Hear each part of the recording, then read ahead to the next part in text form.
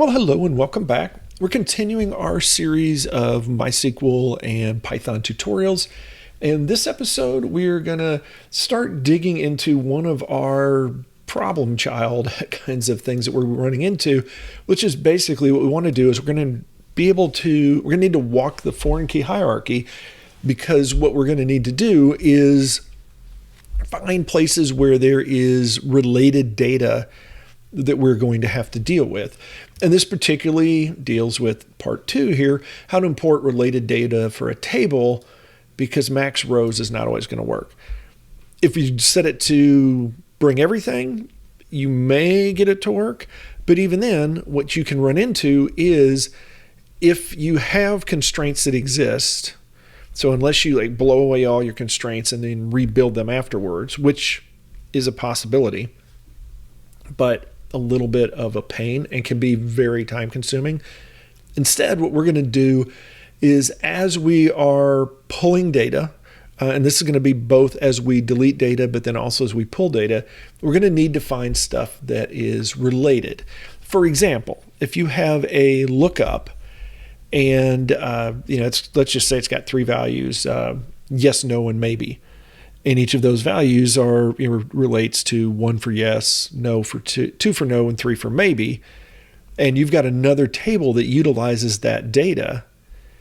You need to be able to bring in the related data. So let's say that you only bring in 1 row, and there's another table that uses that lookup, and it brings in its first row. If it uses no as a value, 2 as the value, when you bring in the first row of your lookup table and it only brings in 1, then you're going to end up in an issue, because you're going to have this data that does not have its proper lookup or its related value. And so what we're going to need to do is figure out how to determine, in that case, is to go through that, we'll call it like a parent or maybe a core type table, figure out all the values that it uses, and then make sure that those values get pulled in from the lookup table. Now, there's some ways we could get around this kind of stuff. We can do things like identify tables that are lookups. For example, you may have something where you've got a customer or contact, and you turn around and you say, oh, this contact hits the address table. So I have to make sure that for all of my contacts, I pull in the right address information. Well, one thing you could do is you could just pull in all of the addresses and then only utilize the ones that exist in the contact. You could actually, even if you wanted, sort of brute force it, figure out, bring everything in from the address, fill it all out in the contact, and then delete everything in address that's not being used in contact. But then it gets sort of, it really isn't that much simpler, because at the end of the day, what we really have to do is be able to sort of walk that foreign key hierarchy. We need to figure out what our core tables are. So we'll sort of look at that this way. So we're going to be like, determine base or core tables. And then we're going to have to do grab related data. Whoops. We'll call them lookup tables. So in order to do this, let's talk and more work. So what we're going to do is we're going to go back and look at, if you remember, we used the information schema referential constraints to figure out all of our indexes and foreign key relationships. So if we come back here and we're going to use this query, I'm going to take a look at that. In this case, I'm going to go with this project over here, because if I do the tutorial, there's only I think there's only like 2 that exist. Let's see. If I use tutorial, yeah, we only have 2. If we use this other one, then now I've got a bunch. And this gives us just a little more data to work with. Now, what we want to look, order by here. So what we've got is our constraints. We've got these names, which are really, in this case, not as important. Because what we want to do is we're going to go through each of these And actually, I wonder if this would show, how did I set this up in tutorial? Oh, okay, I did.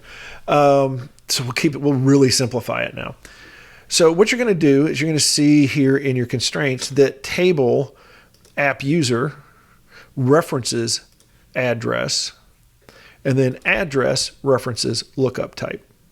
So there is this, in this case, very simply, there's this like app user needs address needs lookup type. And so what we need to do is figure out how do we build that out, essentially. Now what we need to do is we need to find the leaf data first. If we want to build out our hierarchy. I guess we could go either way. You can either start from find this guy, which would be a leaf, your lookup type, or start here and find your base tables. Because what's going to end up happening is you're basically going to say for each table, you're going to say, hey, if this table, which would be here, if I have a table name that references something, so if I have an entry where that table exists, then that means it references something. And so I can't pull that data in without first pulling in the leaf data. And so what we could do, and this is sort of to get us an approach, is what we're going to do is we're going to go down to the leaf tables.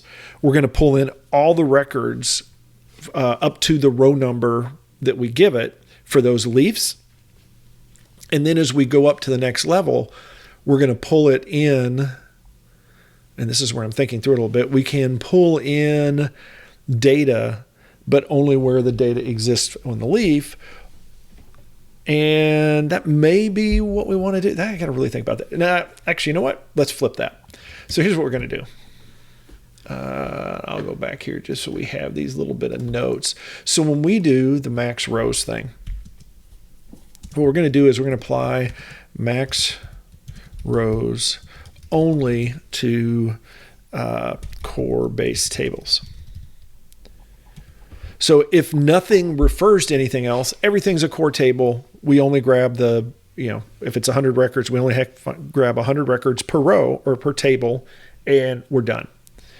However, so we're gonna get those, but what instead we're gonna need to do is we're gonna need to say, okay, if we're gonna pull 100, first we're going to need to take everywhere that refers to a child and make sure that the child records are there for that table, which makes it a little interesting because that means what we have to do is we're going to go here and let's say we do 100 rows. So we're going to get 100 rows for app user. But within those, that is sort of like our start. And then we're going to use, grab the address rows needed for the app user 100. But for that, we need to grab the lookup type rows needed for address. And so what we need to do is the first thing we're going to do is we're going to go through. So let's look at this in this specific case. So what we would do is we're going to come through here and we're going to say, so for the first thing, what we need to do is just to figure out this hierarchy is we need to say, we're going to find this, and this would be app user, where that and table name equals app user. Lowercase. So what we get in this case is we get our one row. And what we're going to do is we're going to have this starting thing. So this is going to be let's do it this way. We'll go in here and we're going to have where we do sync rows. We do this a little differently because what we're going to do is we're going to say,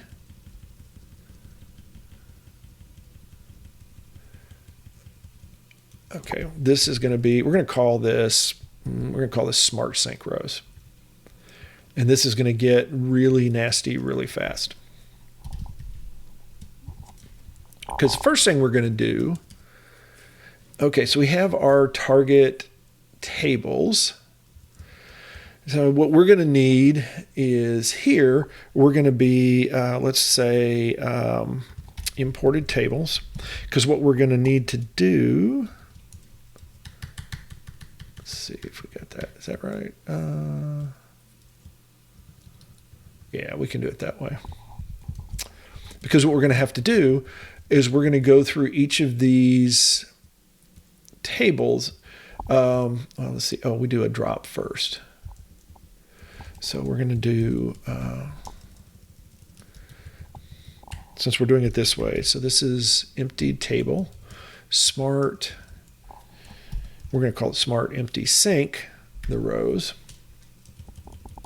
Because what we're going to have to do is first, with each of these,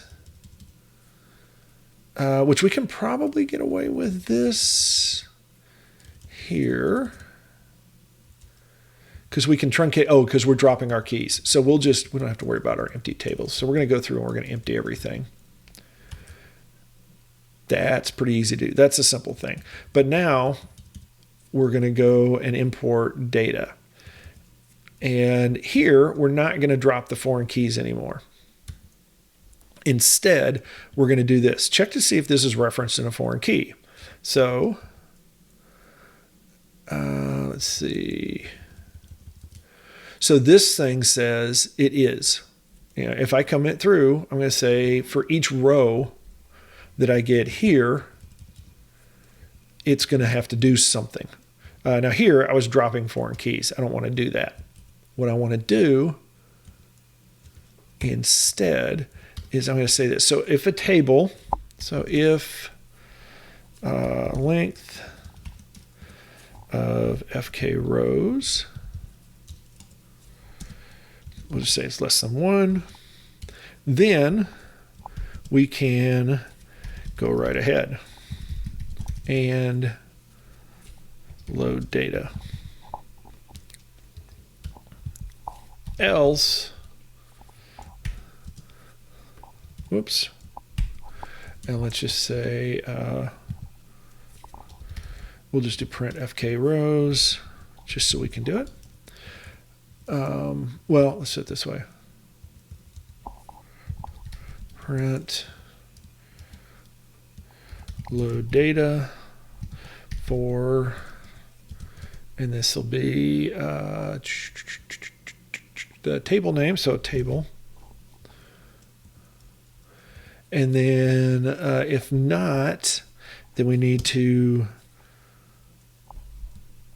we'll do pause and load for child tables.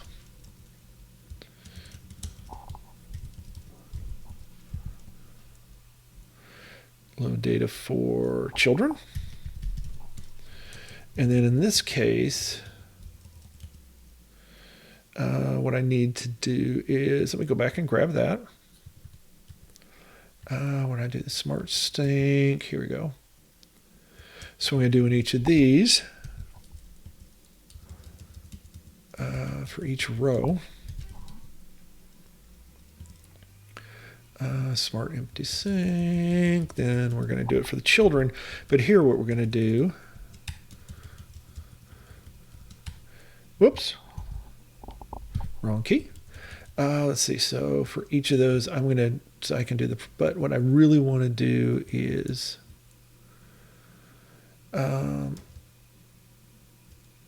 I want the, which table do I want? I want the referenced table name. So this is going to be referenced table name. Because now what I need to do is, this is just going to be FK row 0.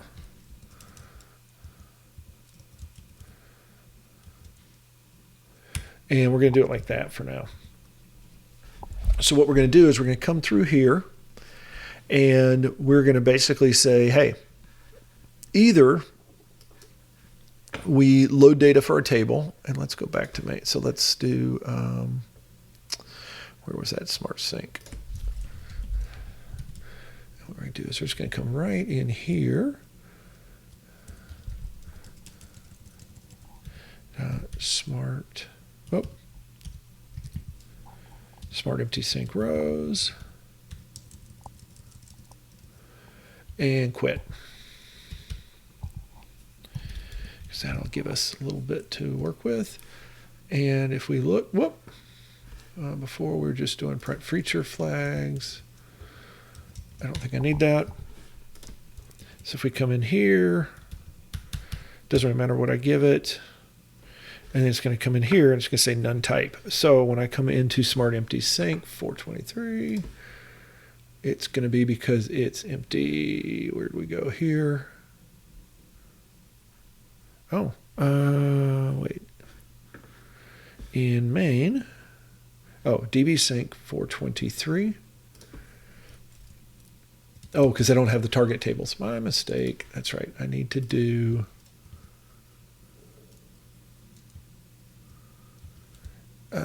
whatever I do, I need to do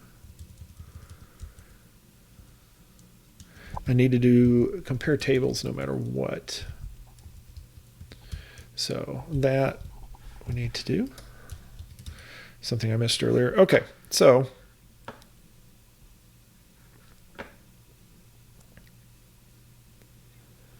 I'm going to go into each of these, and now I'm seeing this. Because I'm doing this for a couple of databases. So I need to go back to my settings and do, because I did Giganator, H-goals. So I have my 3. Okay. So what I'm doing here is we're going to see where data clean, it's going to go through each of those. It's going to do our constraints.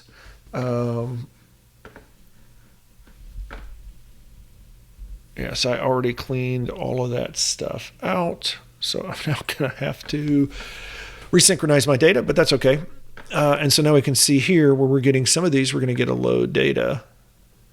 But then we're going to come back here and we're going to get some of these, we're going to have to do our data sync first.